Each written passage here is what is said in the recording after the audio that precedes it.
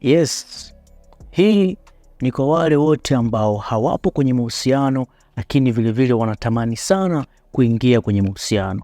Kama kweli unataka mahusiano ambayo hayana ups and down, mahusiano ambayo yamenyooka, mahusiano ambayo hayana matatizo, mahusiano ambayo hayana kelele nyingi, basi make sure unajijua kwanza wewe mwenyewe vizuri.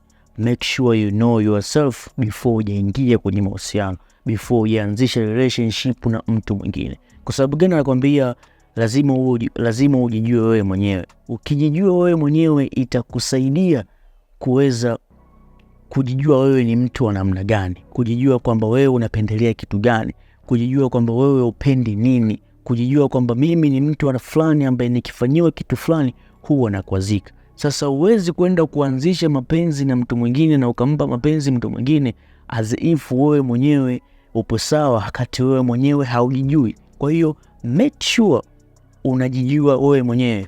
Watu wengi wanaingia kwenye mahusiano na mahusiano mengi yanavunjika kwa sababu gani?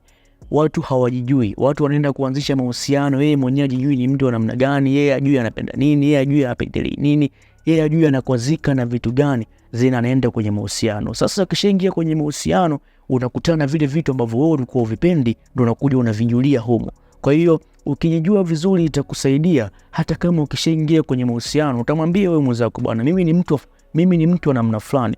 Mimi ni mtu ambaye napendelea vitu fulani. Mimi ni mtu ambaye sipendi vitu fulani.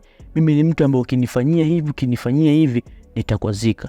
Kwa hiyo before ujaanzisha mahusiano na mtu yoyote ule, make sure you know yourself. Hii itakusaidia kwako na kwa huyo mtu ambaye unaenda naye kuanza naye hayo mahusiano.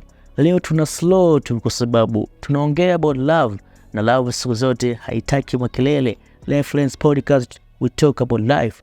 That for today, peace.